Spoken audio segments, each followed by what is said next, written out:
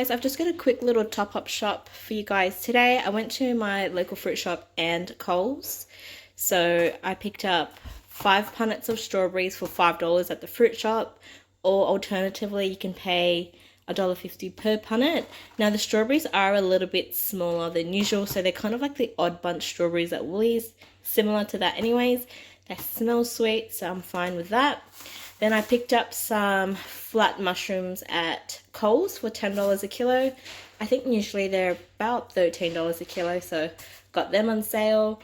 Oranges were $2.50 a kilo at the fruit shop, so pretty much the same price as Coles when on sale. Lemon was $1.20, avocado was $1.50. Potatoes were $4 for 2 kilos, and then I picked up a cauliflower from my fruit shop for about $2.80, I think. So on par with Coles usually, but the strawberries were a great deal. So let's get stuck into the meal prepping, guys. I've got some rump steak from Aldi, spring onions from Aldi, carrots, pho stock that you can get from your local Asian grocer, flat rice noodles or pho noodles you can get from your local Asian grocer as well. So what I've done is chop up the spring onions in relatively large chunks. The stalks are actually split in half. The rump steak I cut into some really thin strips. I've got my pho stock cubes in here and some carrots that I'm just cooking down. And I also add in the stalks of the spring onions. Just keep in mind, nothing I make is authentic. I'm just throwing things together in hopes that it turns into a delicious budget-friendly meal. So I've also heated up the noodles, added in the spring onions and the cooked carrots on the side. I'm now going to blanch the beef strips that I've cut here in my stock just to cook it quickly. And then I put it back into the bowl, as you guys can see here. And then as I'm ready to eat, I spoon the hot broth in. Now you can add some extra seasonings if you want, some fish sauce or extra salt, but I kind of just left it as is because I felt like I had enough seasoning from the stock cube. The next meal prep idea, I've just got some chicken thighs cooking in my pot with no oil because chicken thighs are quite fatty, so it should be fine to cook on its own. I've got some carrots, some frozen green beans, some onions, and some mushrooms. I've also got some baby corn spears that I got from the can and some green Thai curry paste. I actually split the corn spears in half just to help absorb flavor. And I've got some coconut cream, and I also have a can of coconut milk which I just grabbed from my pantry. I just start by cooking the carrots and onions off with a little bit of water because I like to soften my veggies without the use of excess oil, but you can use oil instead of water if you like. I then add in the curry paste, mix that through, and the chicken's already par cooked as you guys saw in the previous clip. And then I add in my coconut cream. And then I felt like I wanted some more liquid, so I added in 1 more can of coconut milk on top. I also added in some fish sauce or squid sauce, whatever you like. And I did add in a little bit of sugar and a little bit of salt as well.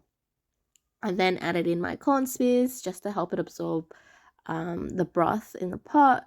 Sometimes I like adding in bamboo shoots and tofu skins as well, but I didn't have any on hand and I couldn't find any bamboo shoots for some reason at my local shop, so I skipped out on that this week. I also add in the frozen green beans and mushrooms towards the end because they don't take very long to cook. I tend to serve this curry on top of some white rice, but this week I actually served it on top of the rice flat noodles, also known as pho noodles, and it was so good. I really enjoyed this. In this next clip, you guys can see I've just made a homemade burger with brioche buns, rocket, and tomato. The beef patty itself, I just seasoned it with a bit of cumin and salt. Sometimes I just leave it as is, and then I've topped it off with some garlic aioli. And this next clip, I've got some rump steak from Aldi, which I chopped up with oyster sauce, fish sauce, and sugar. I've got some zucchini, some garlic, some onions, and the fat from the rump steak, which I'm gonna render off. So I've got some oil to cook with. So I actually saute my zucchini briefly with a bit of water first, just to soften it because I like my vegetables soft. And then I take it out of the pot.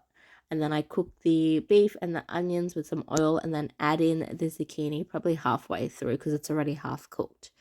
I've also got some white rice cooking on the side, and this is what the finished product looks like. My little stir fry with beef and veg, and I serve that on top of some white rice. But if you don't want rice, you can also serve it with noodles as well.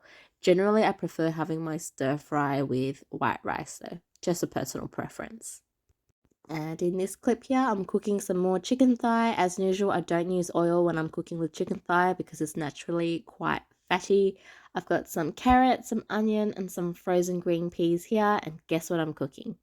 Buttered chicken. It's such an easy meal prep idea. My partner loves it. So I've got that jar of butter chicken sauce from my last grocery haul. And then once my chicken's predominantly cooked, I chop it up into little cubes, add in my onions and carrots to cook off in the chicken fat.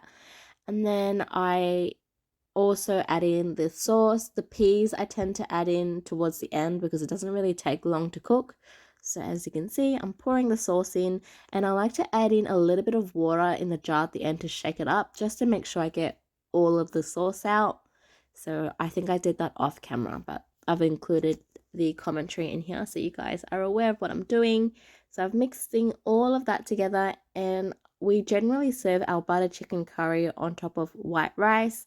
Sometimes we'll serve it with some garlic naan that we get from Coles, but 95% of the time we serve it on white rice just because it's easier. And then snack wise, I've got a lot of strawberries and blueberries that I snack on during the week.